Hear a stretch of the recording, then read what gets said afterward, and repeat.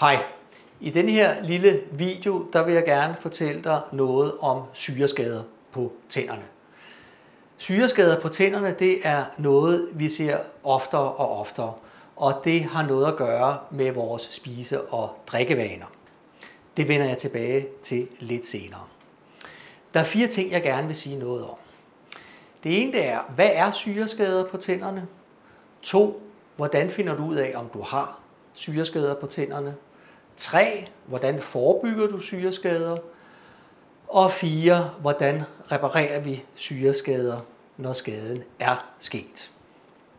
Allerførst, hvad er syreskader på tænderne?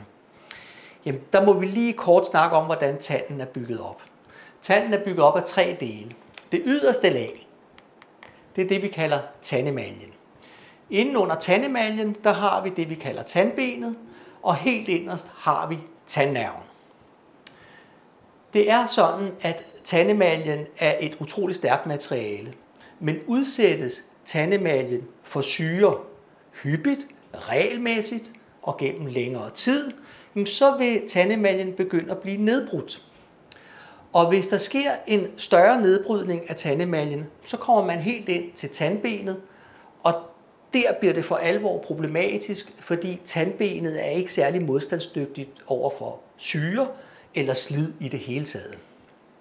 Så det er selvfølgelig vigtigt at vide, om man har tendens til syreskader. Hvordan ved du, om du har tendens til syreskader? Hvordan kan du se, om du har syreskader på tænderne? Jamen altså, vi har vist nogle billeder her på vores hjemmeside, der vil du kunne se nogle eksempler.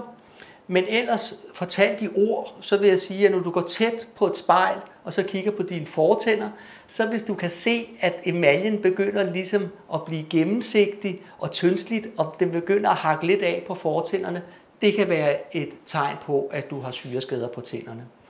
Inden på de bagerste kindtænder, jamen der er kindtænderne jo bygget med sådan nogle tykke knuder, og de vil langsomt forsvinde, hvis du har syreskader der. Så hele den pæne struktur, der er på tykkefladen, den forsvinder, tanden bliver helt flad, og det gullige underliggende tandben begynder at træde mere frem. Du vil måske også blive mere følsom i tænderne, fordi når du mister det beskyttende lag af tandemalje, så bliver tænderne mere følsomme. Du kan selvfølgelig også komme til et regelmæssigt tandtjek. Der kan tandlægen eller tandplejeren fortælle dig, om vi kan se tegn på, at du har syreskader på tænderne. Hvordan forebygger du så syreskader på tænderne? Jamen, altså det er vigtigt at forstå, at syren kan komme 2 steder fra. Den kan komme indenfra, eller den kan komme udefra. Den syre, der kommer indenfra, den kommer fra mavesækken. Og mavesækkens indhold af syre er ret højt. Hvis du har prøvet at kaste op, så kender du den der sure smag, du får i munden. Og lider du for eksempel af en spiseforstyrrelse med hyppige og regelmæssige opkast over flere år, jamen så transporterer du jo det sure indhold i mavesækken op igennem spiserøret, ud i munden, og så kan det angribe tænderne derfra. Det kan også være, at du lider af sure opstød eller reflux. Det kan også transportere mavesyren fra mavesækken ind i munden.